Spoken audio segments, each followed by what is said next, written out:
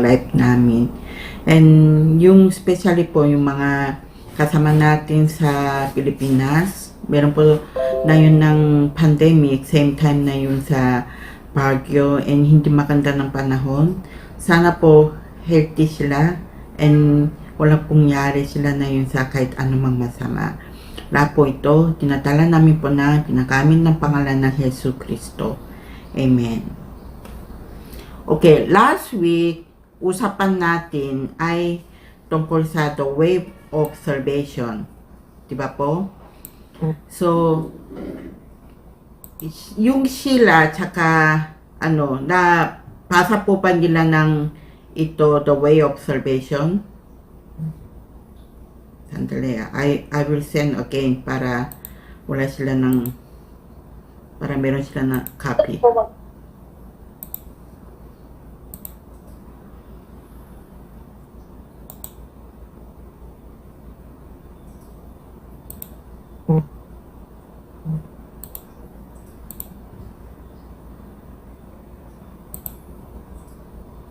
Yeah, very good. Okay. Sheila, Alexander, can you see the pinadala ni Christine na yon? Okay? Yeah. It's the tinatawag namin the way of salvation.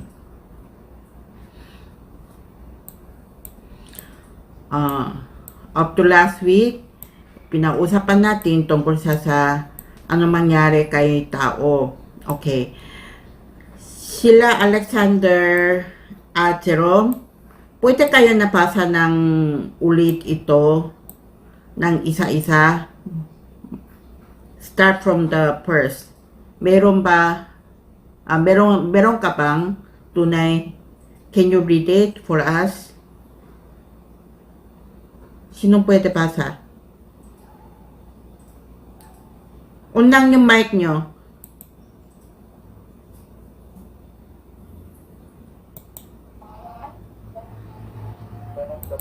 Mayroon ka bang tunay na kapaan at kasiyahan? Maraming pagkakataon na nahuhulog tayo sa mga problemang di malutas. Mga problema sa pamilya, trabaho, mga anak, maalala sa titiyak na kinabukasan. Spiritual at pisikal na problema ang palaging nasa ating harapan. Kaya't nahuhulog ang mga tao sa droga o alkohol at maging sa masamang pamumuhay. Ang iba naman ay nagtitiwala sa relihiyon na wala namang kasagutan. Pamahiin, pangkukulam, panghumula, salapi at kapangyarihan. Bakit dumarating ang mga problemang ito? Marami bang solusyon? Okay. Alexander, can you read in number 1?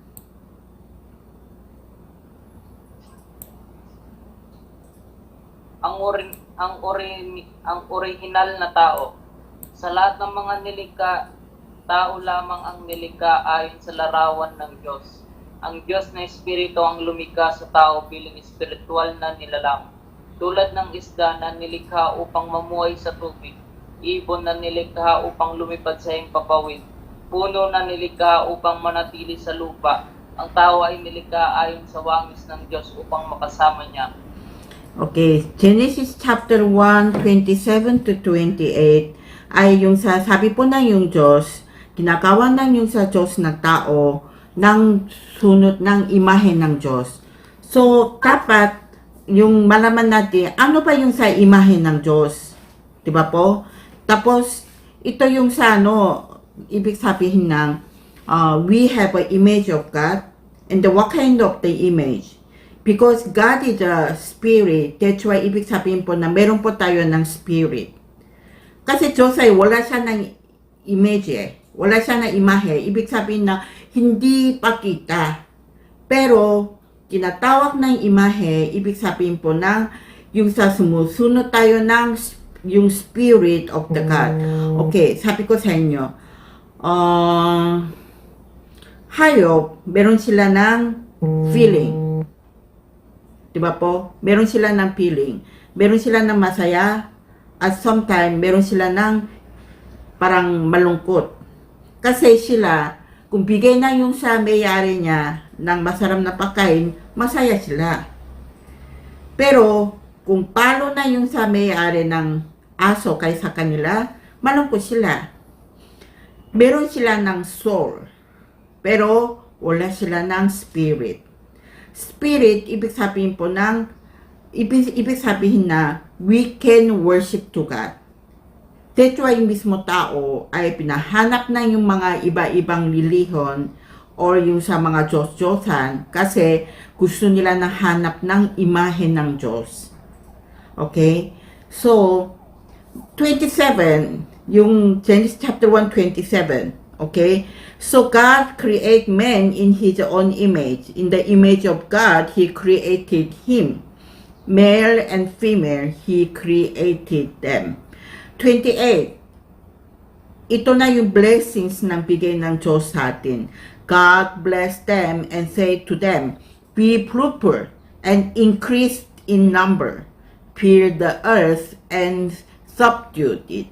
Rule over the fish of the sea and the bird of the air and over every living creature that move on the ground. Ibig sabihin na, meron tayo na yung sa blessings galing kay Diyos. Meron tayo na otoridad, rule over. We can control the everything, the creation, create by God. Ito po na yung sa blessings na tinatanggap tayo na galing kay Diyos. Okay? But, number 2, Jerome, can you read it?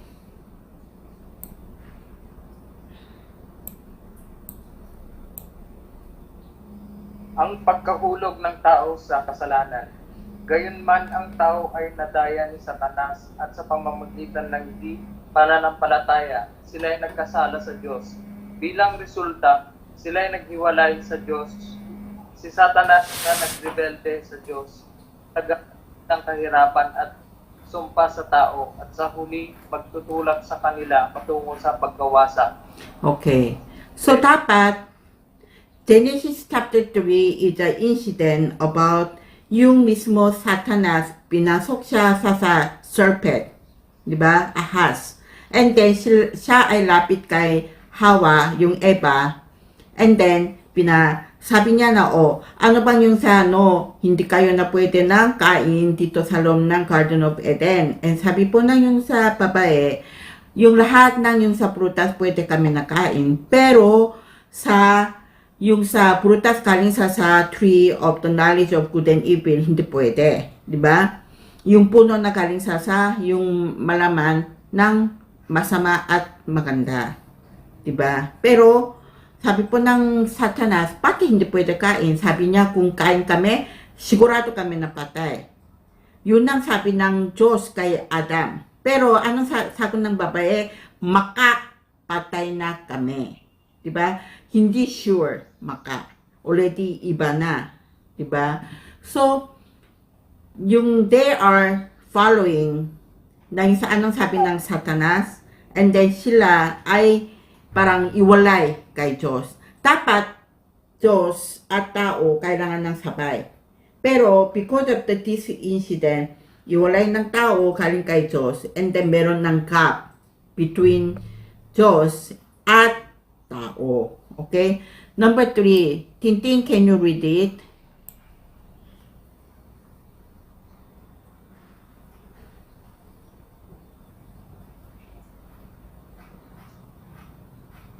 Mga pangunahing problema ng tao na dulot ng pagkakahiwalay sa Diyos.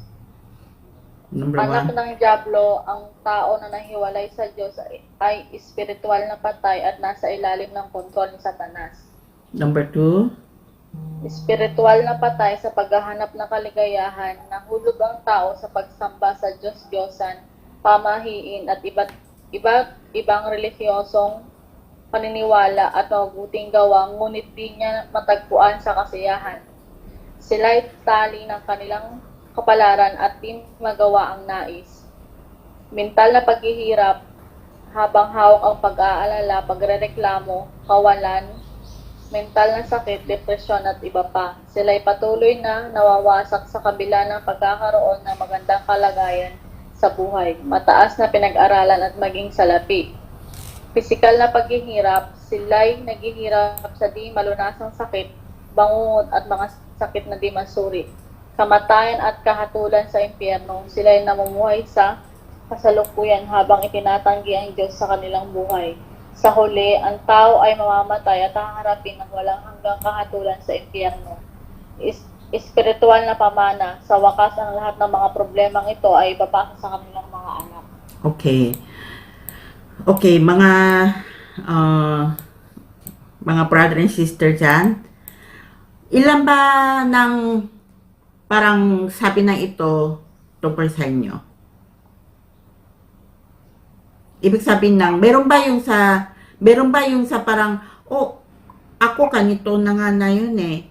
Ako, hindi ko alam nang sigurado ako napupunta ng langit. Ako ay meron ako ng depression. O ako ay na yun, masakit sa katawan ko. Diba? Mga kanon.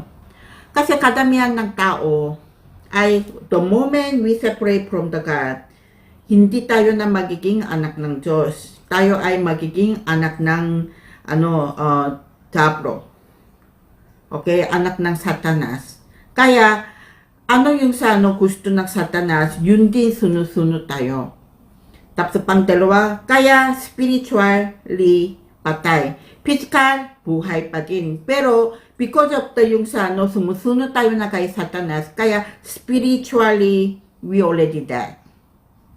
Okay? And then, pang-tatlo, because of the spiritually dead, and then pinahanap tayo ng mga ibang lilihon or the mga Diyos-Diyosan, kaya mentally, also, meron ng diferensya. Okay.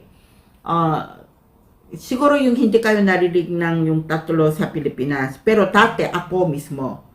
Ako ay yung sa isang believer, nanay ko ay pastor at missionary.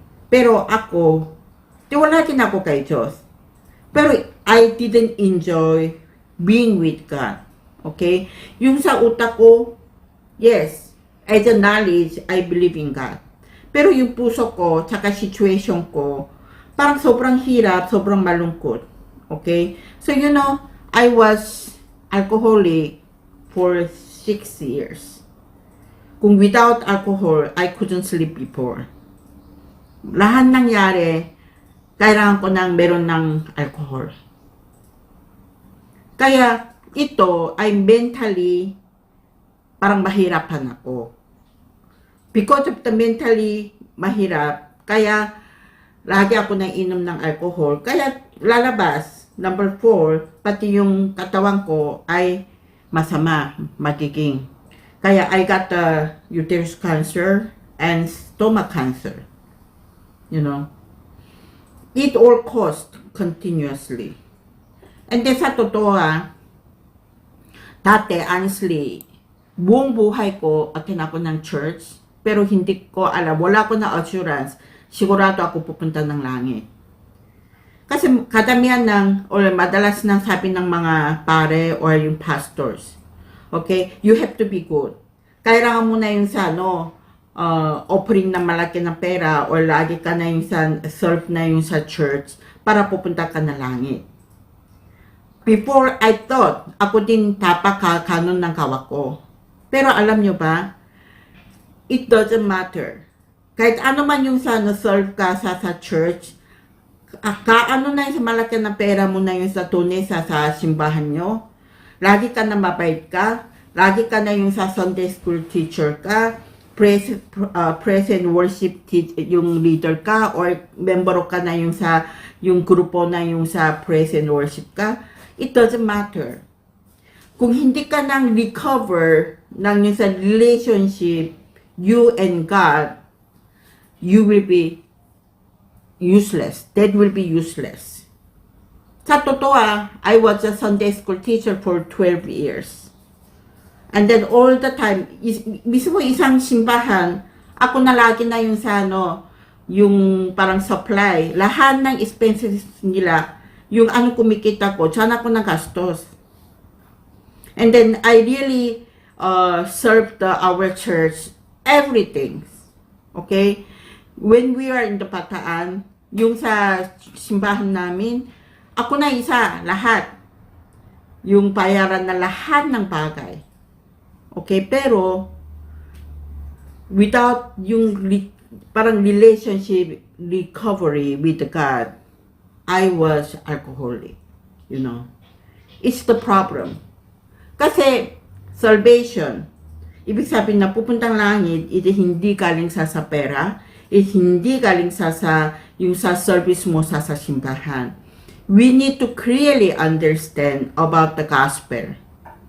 Okay, madalas nagsabi ng mga tao ay tungkol sa gospel. Number 4, Sheila, can you read it?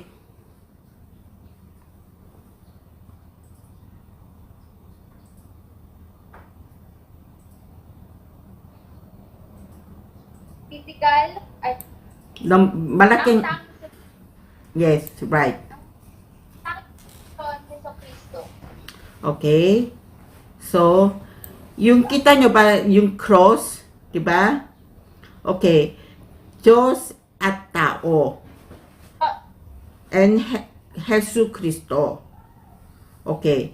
Can you read it, sino mang?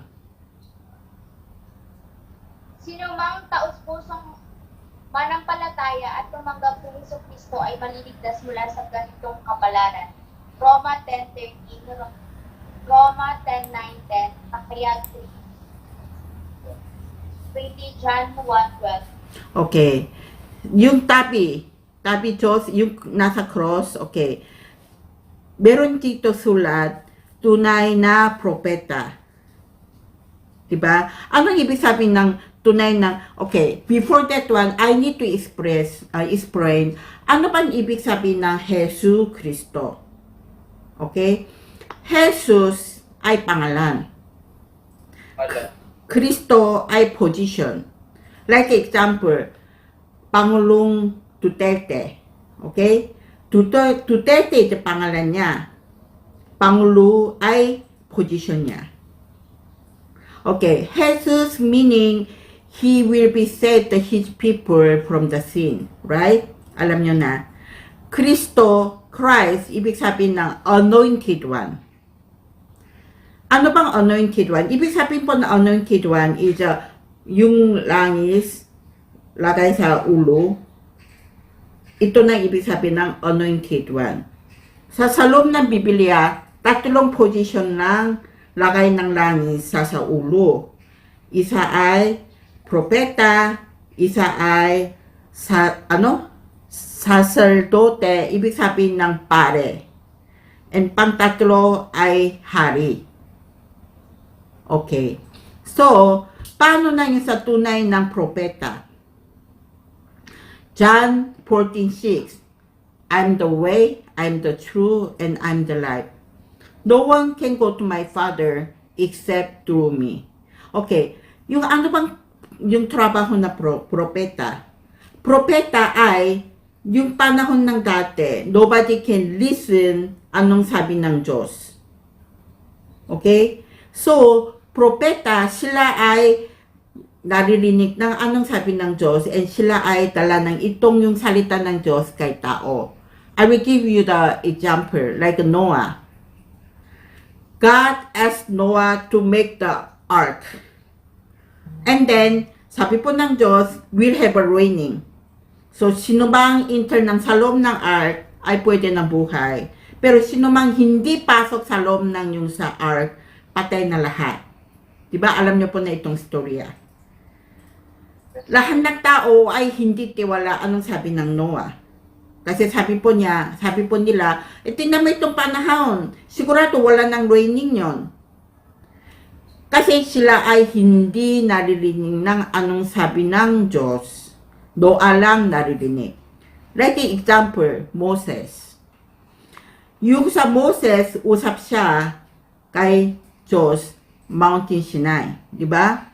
Sabi po ng Diyos, you go to the Egypt. And sabi mo kayong sa Pharaoh, kailangan mo na yung out na yung taong Israel, galing kay Egypt, pupunta na yung sa labas para bigyan ng offering kay Diyos.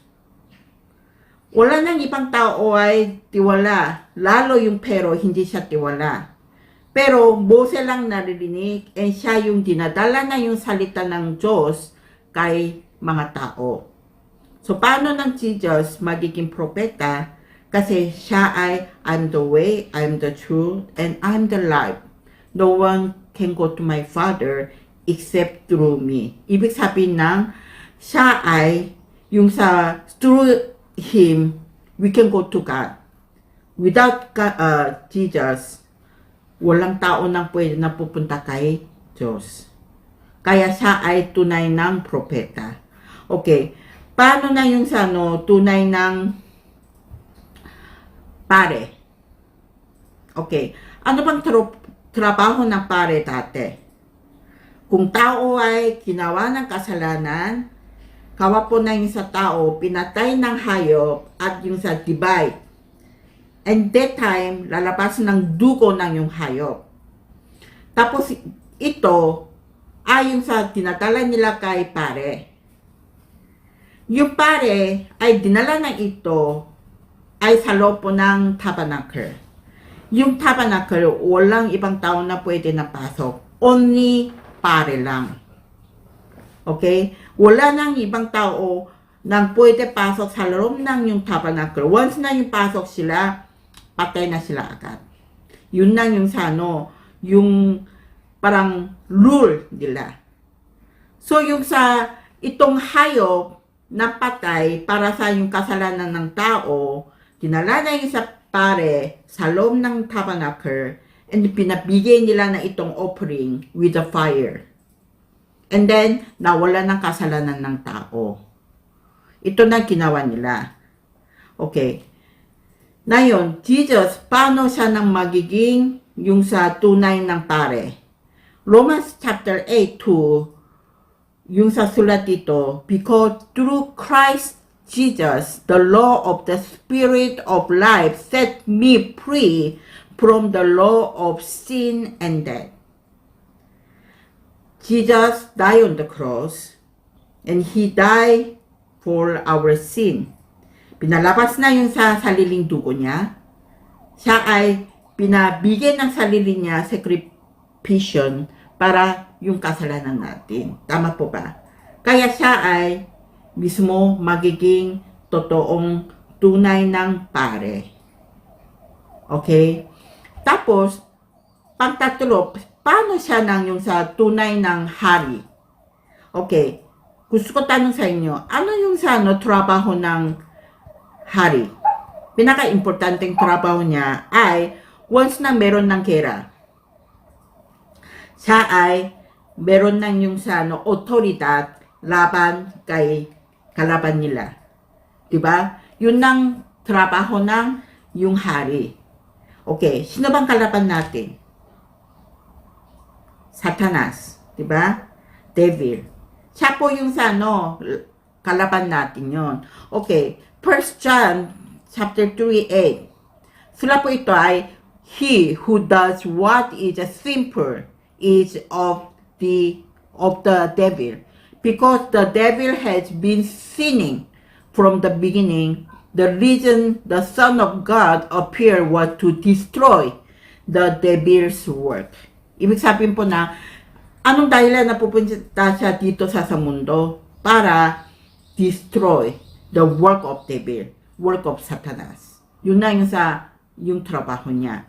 Siya ay labang ng sa Satanas para sa atin. Kaya siya ay magiging tunay ng hari. Okay? So ito ay siyempre na yung sa paano tayo naligtas. Okay? Yung sa Revelation, sulat po dyan ay, I am stand outside of the door of your heart, and I'm knocking. Sino po napuksan na yung sa pinto? And sino po natanggap ng ako sa loob ng buhay niya? You will be with me, and I will be with you forever. Sabi niya, hindi siya nang iwalay galing sa atin. Siya ay forever kasama siya sa atin. Yun lang yung sa only way we can receive the salvation.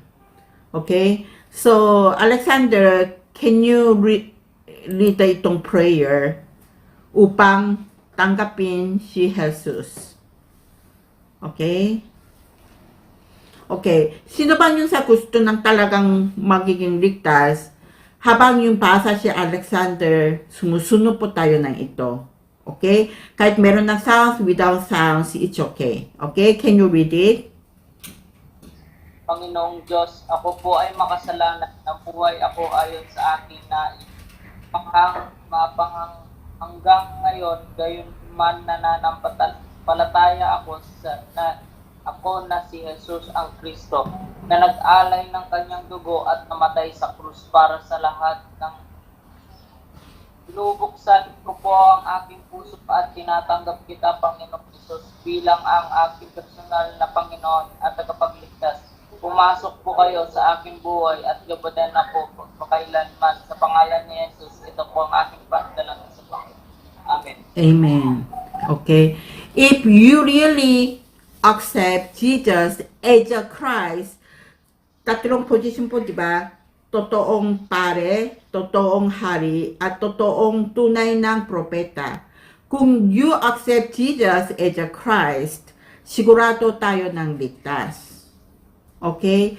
Kung meron po kayo na yun sa oras, pwede kayo napasa ulit, slowly, and you will know God is with you. Okay? Number 5, kung talagang tanggap kayo na yung sa Jesus ng yung sa bilang yung sariling Panginoon, ano mangyari na lalabas? Okay? So, Jerome, can you read it? Sa iyong pagtanggap kay Jesus bilang iyong tagapagligtas, tumanggap ka ng mga dakilang pagpapala. Una, ikaw ay naging minamahal na anak ng Diyos. Okay. You know, it's a very important in our life. Okay? You have to read it. Okay. I will read it for you. Yet, to all who receive Him, to those who believe in His name, ibig sabihin po na those who accept Jesus as a Christ, to those who believe in Jesus' name, He gave the right to become children of God. Ibig sabihin na once na yung sa tinatanggap ka na Jesus, magiging isang yung sa sariling Panginoon, ikaw ay magiging anak ng Diyos. Ito pinaka-importante. Ito na yung sa identity natin. Kahit ano man kinagawa ng Satanas, hindi tayo na yung sa magiging anak niya ulit. Kasi tayo ay magiging anak ng Diyos. Tama po ba? Amen? Number 2. Ang banal na Espiritu ay kasama mo palagi at gagabay sa iyo. Okay, because Jesus Christ said, yung sa Holy Spirito, banal na Spirito, siya ay kasama sa atin forever. Hindi siya umalis na kaling sa akin. Mga ibang tao, sabi nila, kung mabait ako, Jesus ay kasama sa atin. Kung masama ako, umalis na siya kaling sa akin. Hindi. Actually, hindi. Once na yun sa tinatanggap mo, Jesus, magiging Kristo mo, kahit ano mangyari na lalabas, siya ay kasama sa'yo. Forever. Okay? Number 3. Sasagutin ng Diyos ang iyong mga panalangin. Okay. 1:14-13. Yes. Bakit kaya? Kasi tayo ay magiging anak ng Diyos eh. Okay. Dati, meron ako bigyan na itong example na nga eh. Pupunta ka na sa bahay. Okay? Kung meron ka na kailangan ng para sa eskwela, kanino pa yung sa hingi mo ng pera? Makulang mo, di ba? Alanganin naman sa yung hingi na pera kaling kayo yung sa kapipahay mo. Kasi hindi sila nang yung nanay tatay mo eh, di ba? Kung uwi ka na, tapos sabi mo kayo yung nanay mo or yung tatay mo, tay, kailangan ko na yung sa 1,000 kasi kailangan ko na bilhin ng kanitong libro para sa eskwela, tapos kanito kailangan ko na bili, kaya kanito na pera na kailangan ko. At kinagawa ng tatay mo, bigay siya ng pera sa'yo kasi ikaw ay anak niya. Tama ba? Hindi kailangan nabigay ng pera ng tatay mo kayong sa anak ng kapipahay kasi hindi siya ng anak niya eh.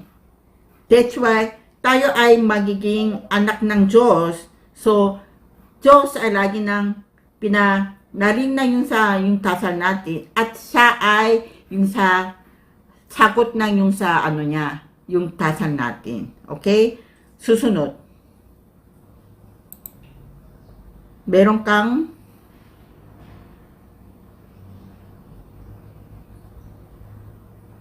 Ito.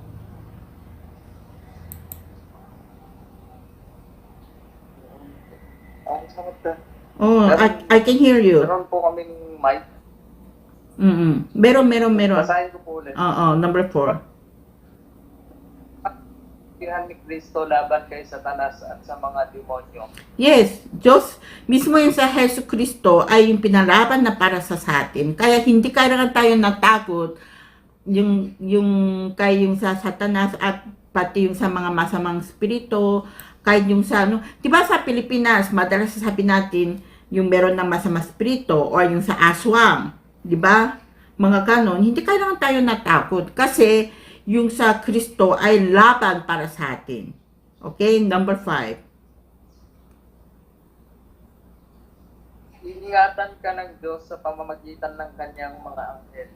Okay, tingnan nyo. Kasi tayo ay anak ng Diyos. Kaya, dinadala ng Diyos na yung sa anghel para sa atin. Kasi sila ay protect sa atin. Number 6.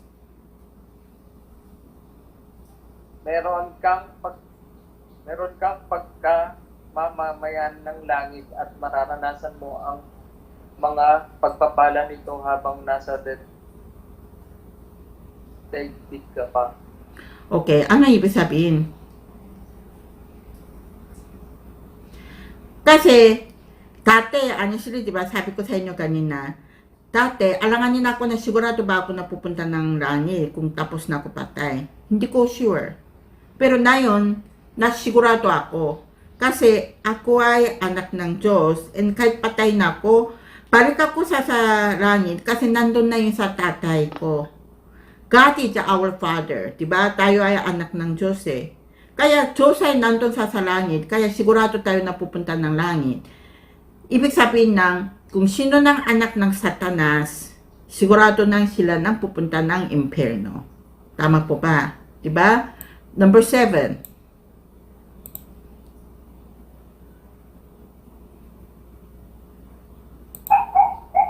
Masasakop mo ang mundo kasama ng mabuting balita na iba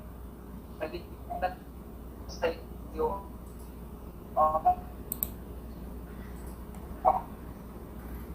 pagkakirihan ng pamahala at ang daigdig. Okay, ibig sabihin ng, di ba, yung Acts chapter 1:8 at yung Matthew chapter 28 verse 16 to 20. Especially, okay, 19 and 20. Therefore, go and make disciples of all nations, baptizing them in the name of the Father and of the Son and of the Holy Spirit, and teaching them to obey everything I have commanded you. And surely I am with you always to the very end of the age. Ibig sabihin po ng siya ay hindi yung sa iwanan tayo. Lagi siya nakasama sa atin. Okay. Why I continue to do this one? Sana po, at least, isang beses ng isang araw, pasa nyo po ng ito. Kung ulit-ulit na pasa nyo ito, and one day, whenever you meet someone to share the gospel, automatically, lalabas ka galing sa'yo. Ako, kahit yung sa hindi ako pasa na ito, I memorize this one. Whoever I meet, I can explain how they can have a salvation. Paano sila napupunta ng langit. I know how to explain. Because God wants us to be witness for Him. Tama po ba? Kung ganon, we need to also share this, yung sa maputing balita or magandang balita kayong sa mga ibang tao. Kaya, Sheila, Alexander, Jerome, mga tao dyan, Kate, May, Chris, Ronalie, Jasper, Tintin, Joseph, Antoinette, kahit isang beses, isang araw, pasa nyo po ito, araw-araw sana. And you will understand how you are blessed by God. Because kayo po lahat ay na yung magiging anak ng Diyos.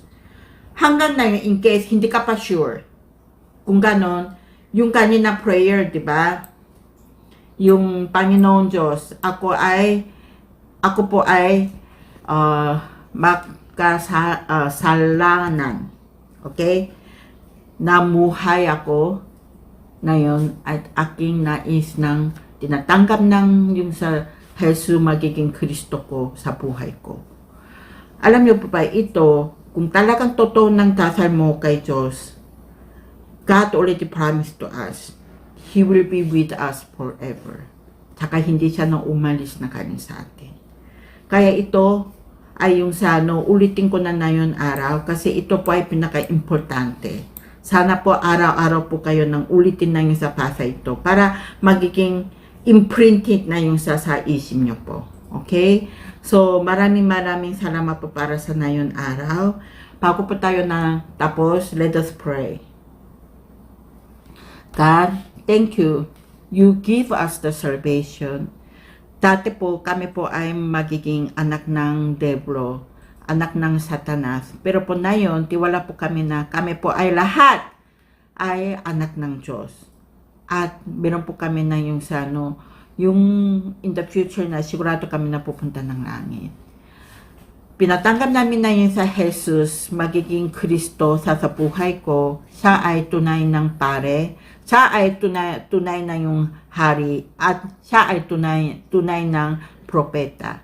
Kaya simulan na yun, ako po ay anak ninyo.